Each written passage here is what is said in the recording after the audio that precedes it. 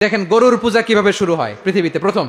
মুসা আলাইহিস সালাম আল্লাহর সাথে সরাসরি কথা বলতেন। ওয়াকাল্লামাল্লাহু মুসা তাকলিমা। সুবহানাল্লাহ পড়েন, আওয়াজ তুলে সবাই বলেন সুবহানাল্লাহ। এখন বনি ইসরাইল হচ্ছে পৃথিবীর সবচেয়ে গোয়ার জাতি। তারা বলে, মুসা তুমি যে আল্লাহর সাথে কথা বলো আমরা তো দেখি না, তুমি যে কথা বলো আমরা তো শুনি না, তো কি করতে হবে? বনি ইসরাইল বলে, আমাদের মধ্য থেকে 70 জন নিয়ে যাইতে হবে তোর পারে। ওরা আয়সা যদি কয় হয় আমরা শুনছি, তাহলে বিশ্বাস করব। কত বড় ডাকাত দেখছেন বনি ইসরাইল। এদের চেয়ে গোয়ার জাতি নাই। এত গোয়ার তুমি করেছে মুসা আলাইহিস সালামের সাথে। তুমি যে আল্লাহর সাথে কথা বলে আমরা তো দেখি, কি করব? 70 জন আমাদের বন্ধু বান্ধব যে যদি দেখে তারা বললে ওকে আস, 70 জন আস। 70 জন নিয়ে গেল। মুসা আলাইহিস সালাম হারুন আলাইহিস সালামকে খেলাফা দিয়ে গেলেন, আল্লাহ ওনাকে নবী বানালেন। মুসা আলাইহিস সালাম বললেন, হারুন খবরদার, বনি ইসরাইলের মধ্যে তাওহীদের বাণী প্রচার করবা, ঐক্য ধরে রাখবা, বিচ্ছিন্ন হতে দিবা না। চলে গেছে। এইদিকে বনি ইসরাইলের এক দুষ্ট লোক ছিল, নাম সামিরি। কি নাম? সামিরি। সে সবাইরে বলল তোমাদের স্বর্ণগুলো ফালাও। স্বর্ণগুলো ফেললো, বনি ইসরাইলের স্বর্ণগুলোকে গলিয়ে সে একটা গরুর বাচ্চা বানালো। গোবৎস। কিসের বাচ্চা? দেখেন গরুর পূজা কিভাবে শুরু হয় পৃথিবীতে প্রথম। গোবৎস পূজা, গরুর বাচ্চার পূজা কিভাবে। সে স্বর্ণ গলি গরুর বাচ্চা করে, জিবরাইল আলাইহিস সালাম যে জমিনে এসেছিলেন, ওই ফেরেশতার পায়ের নিচের একটু মাটি সে বুদ্ধি করে প্যাকেটে রেখে দিছিল। সে গরুর বাচ্চা বানায় স্বর্ণ দিয়ে গলিয়ে ওই মাটি এটার মধ্যে ঢুকাই দিছে বেলকি দেওয়ার জন্য। স্বর্ণ দিয়ে বানানো গোবৎস গরুর বাচ্চার গায়ে যখন সেই মাটি ছুঁড়ে দেয়া হলো, এখন বাছুরের ভেতর থেকে ভ্যাঁ ভ্যাঁ আওয়াজ আসতেছে। কি আসতেছে? সবাই তো অবাক। সামিরি বলে, আরে তোমরা যে 70 জন দিয়ে মুসা আলাইহিস সালামরে পাঠাইছো, ওইদিকে এত ঘুরতেছে, আল্লাহরে খুঁজে পায় না, আল্লাহ তো এটার ভিতরে ঢুকছে। নাউজুবিল্লাহ বলবেন না? তোমরা যে 70 জন দিয়ে পাঠাইলা, 70 জন নিয়ে মুসা আলাইহিস সালাম খালি ঘুরতেছে, আল্লাহরে পায় না। পাবে কেমনে? আল্লাহ তো, নাউজুবিল্লাহ, এটার ভিতরে সেজদা দাও। এই সেজদা দিয়ে গেল। আল্লাহর নবী হারুন আলাইহিস সালাম বললেন, খবরদার, এটা সুস্পষ্ট শিরক। আল্লাহ সব গুনাহ মাফ করে, শিরকের গুনাহ মাফ করে না। খবরদার, তোমরা থামো। কে শোনে কার কথা? এই যে যেমন এখন আপনারা আমার কথা শুনতেছেন না? শুনতেছেন? হারুন আলাইহিস সালাম বললেন, খবরদার, এই শিরকি কাজে তোমরা সংযুক্ত হয়ো না। তোমাদেরকে কি মনে নাই আমার ভাই মুসা আলাইহিস সালাম কি বলছে? আল্লাহ শিরক মাফ করে না। খবরদার, শিরক করো না, আল্লাহরে ভয় করো। হারুন আলাইহিস সালাম তাদেরকে বুঝালেন, শিরক করো না, আল্লাহরে ভয় করো।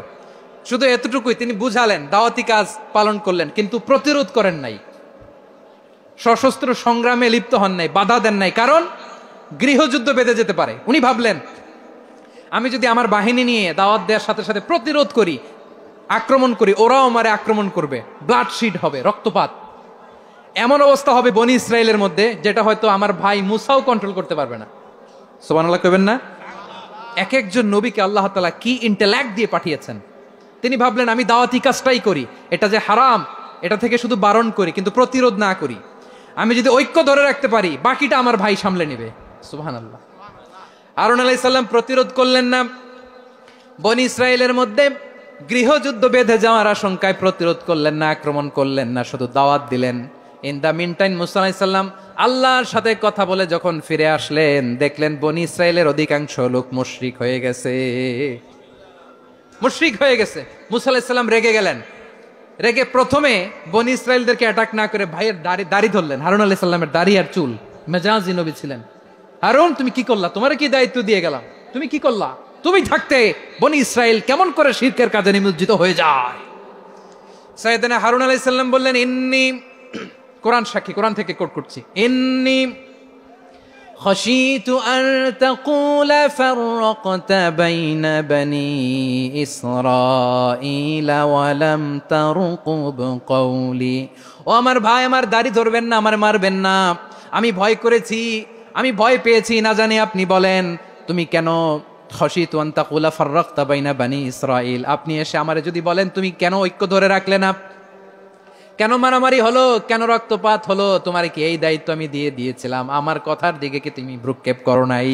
আমি যে বলছি তাওহীদের বাণী প্রচার করবা আর ঐক্য ধরে রাখবা, আমার কথা কি শোনো নাই? আপনি আমারে ধমকাবেন, এই জন্য আমি প্রতিরোধ করি নাই, আক্রমণ করি নাই, গৃহযুদ্ধ আটকানোর জন্য কিন্তু আমি দাওয়াত দিয়েছি। সুবহানাল্লাহ পড়েন। ঐক্য ধরে রেখেছেন।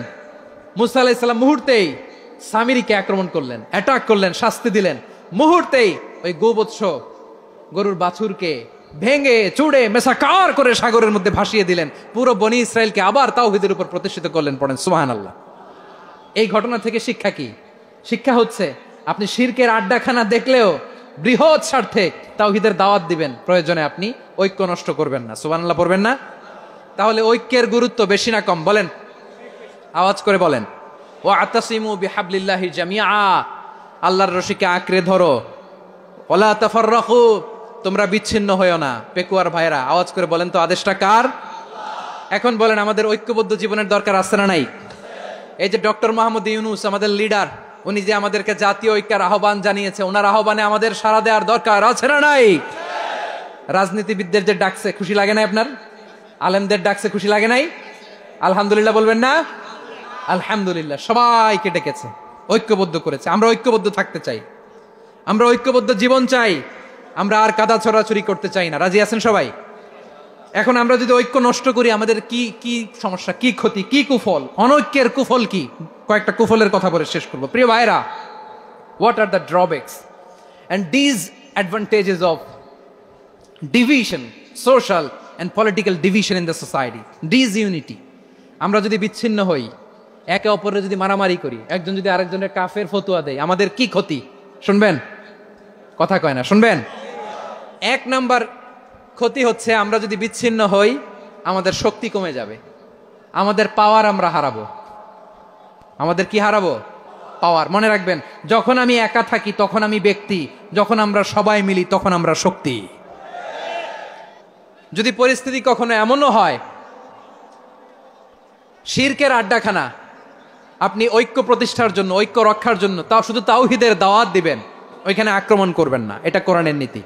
কথা বুঝতে পেরেছেন? সামনে শিরকের কি? কথা কয় না, শিরকের কি? আড্ডাখানা, আখড়া। কিন্তু ঐক্য বজায় রাখার জন্য, গৃহযুদ্ধ এড়ানোর জন্য আপনি শুধু এটা যে শিরক, এটা হারাম, এটা থেকে তোমরা বেঁচে থাকো, শুধু দাওয়াত দিবেন, আপনি আক্রমণ করবেন না। এটা কোরআনের বিধান। সুবহানাল্লাহ কইবেন না? তো এই চমৎকার ঘটনাগুলো আপনারা শোনাইতে পারবো এরকম বিশৃঙ্খলা করলে?